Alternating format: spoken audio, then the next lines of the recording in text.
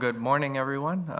My name is Robin. I'm a director, editor, producer from Indonesia, and I own a camera rental company called Focus Equipment. And what predominantly we provide is workflow solutions for high-end cameras. Most of my clients shoot on Red and Alexa, and today we'll be talking about how you work with over 4K resolution inside of Final Cut Pro 10. So, as you can see from Phil Holland's chart, it's one of the famous ones that he's whipped out, we have now in excess of 8K resolution at our disposal. And how do we handle all of this resolution in Final Cut and still be able to deliver efficiently and effectively? Instead of me explaining like the bits and pieces of like the technicalities of it, I'm going to show you a little cheeky video about all the pitfalls that we fall into when relying on the wrong aspect ratio, the wrong resolutions, and fixing things in post.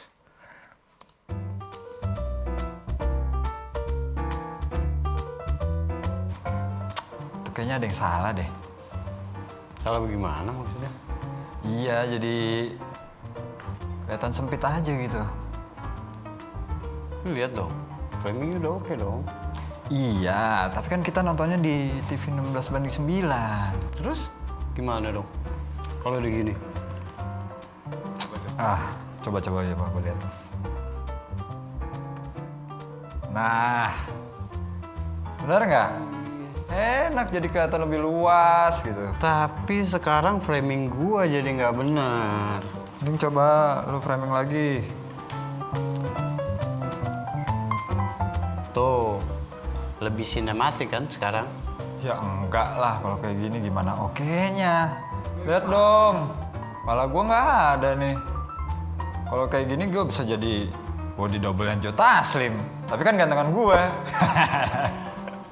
Lu coba deh maju dikit deh. Enggak, gini aja gini. Coba lu framing ulang aja. Framing ulang gimana maksudnya? Do it in post. Nah, nih, kayak gini. Loh, meja gua nggak ada. Kalau gini gua coba handheld deh. Shaky banget sih. Coba distabilis. Coba style house of cut.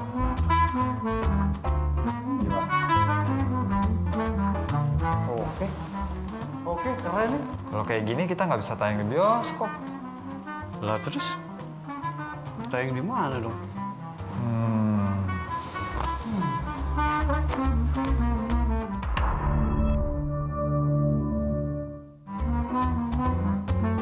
Loh, tapi visual effect-nya gimana ya?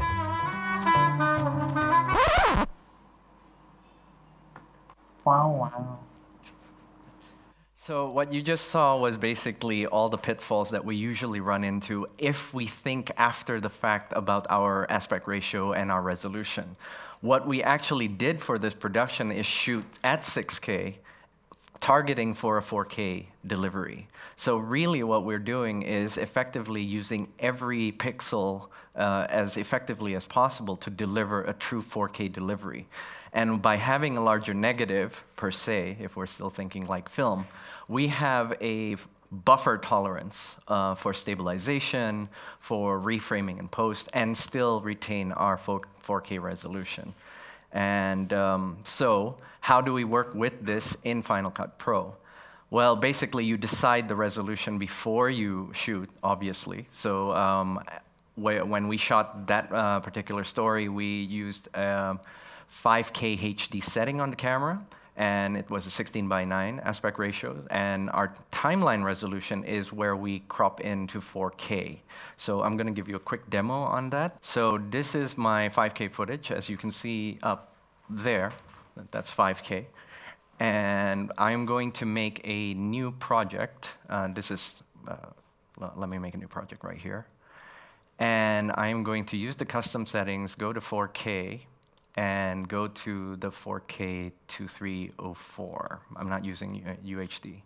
It was shot at 23:9:8 because we were having fun with it. And I'm just going to put 4K here. So we have our 4K project, but we have 5K footage. And if I put all of this on the timeline, what you notice is that I'm still getting the full negative. I'm not punched in yet. So how do I solve this problem?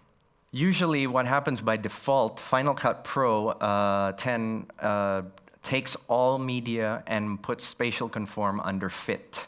So the first thing you would have to do is to select all of your media and change the spatial conform to none. That way, this is the entire negative, and then once you put it on the timeline, it's correctly cropped to 4K. Now, why is this important? Suddenly, if we go and zoom out a bit and use the transform tool, that's how much buffer you have to play around in post in real time.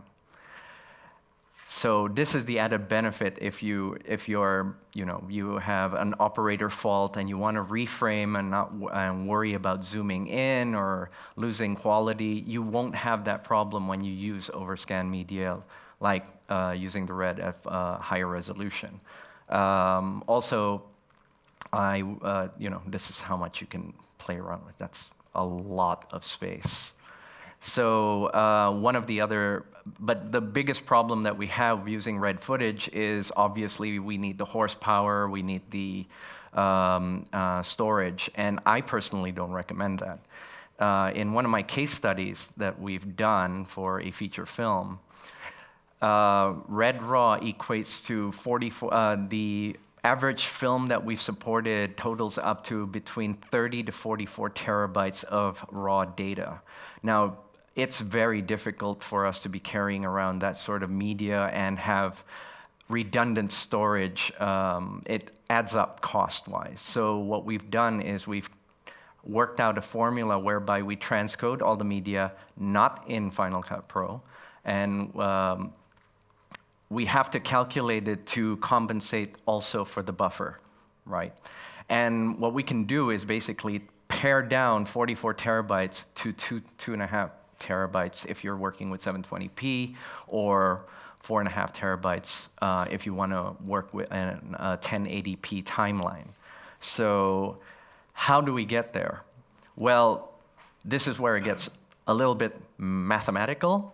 The calculation is basically you look at the recording media resolution, and you take the horizontal resolution, divide that by the targeted resolution for your timeline or delivery, and you divide that to get your buffer.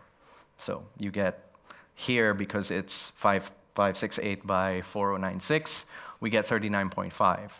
And basically you'd get, you'd get the other resolution by dividing 4096 by 16 and then multiply by 9. So you just get the resolution. How do we translate that into a scaled down resolution to work with in Final Cut Pro? So in this instance, I had a 1080p timeline. So we would transcode and include the buffer into your resolution. So 1920 plus the buffer, plus 39.5%, would equate to 2,610. And the aspect ratio being 16:9, you would divide your 2,610 by 16 and multiply by 9, and you get your, this is your transcoded media targeted resolution for 1080p. So I'll go back to the timeline again. And here is all the media as per recorded, 2610 by 1416, right? And it's still on default fit, right? So if I make a new project at 1080p, and I put all of that media into the timeline, again, I'm going to see, let me just put this to fit so that everyone can see better. You can see from the transform tool that it's fitted. I don't have the buffer to play around with it. Now, that's not the fault of the software, but it's a fault of my step. So what I could either do it all on the timeline and change the spatial conform to none, and it will correct itself, and therefore you would get the buffer again. And working with a more efficient codec, that way you can edit faster, deliver faster, and play with your effects faster. Or I would highly recommend that you do it on the event level to select all of your media and conform to none. You won't see the spatial conform refit while it's in the event. You will only see it in the timeline, so long as the formulation between the relationship between your media and the timeline is set correctly. Okay, so why all this methodology? First of all, you save on hard drive, and one of the other things that is beneficial, this was a case study problem whereby my DP friend was shooting a high action film, and it didn't pass QC, so the distributor requested that 70% of the film gets stabilized, and they lost a lot of actors' heads in the final cut delivery. So here is an example of what an illustration of how much it can save your delivery. If you can see, the black bar is actually floating, right? Because the stabilization is compensating to make sure that the parts of the pixels that are, I'll just show that again, right? You see that? You see that floating? Okay, so that's really what happens when you stabilize a shot. It's trying to compensate for the pixels that don't move, and for the things that do move, they're trying to remove, crop out the movement. So the second shot is actually the transcoded media with the buffer, and as you can see, the black bars stay where they are, and you get a perfect stabilized shot. So that's really where the benefit and the power of using Overscan media in Final Cut Pro is. And also that you can use pre-transcoded media in Final Cut and have the same relationship for your final delivery. My DP friend worked on another action film, and because we've solved this problem, this is a screenshot of how much he was able to fix. This is a almost 45-degree correction from one of the shots, and he was able to stabilize and make sure that everything is in frame after the fact. This is how much it can save you in post and without losing quality. So it's a very, very useful workaround if you are using very, very high resolution media. Since we're entering 8K, one of the craziest things, and I can show you this is media from 8K footage that we recently shot. And if we're wondering how much of a buffer you can get from 8K, and I center crop, that's how much more buffer. It's almost 200% or higher that you can reframe after the fact and not lose quality at a 4K delivery. So it's very, very useful. And my most exciting announcement is that we use this workflow on a film that's premiering in Busan next month. It is in competition, and we're very, very privileged to have been part of this production. This is a very, very low budget film, and we were still able to deliver the highest quality for them by preparing what's necessary for them beforehand. This is who we are, Focus Equipment. We're based in Indonesia. You can reach us out in any of the social medias and our website. Check out our work. You can also contact me directly. I usually find weird things to talk about, and I'm very open for questions. I'm pretty sure I ran out of time, but I'm around. Feel free to come up and ask me questions about this. I'm all cool. I apologize if the math was complicated.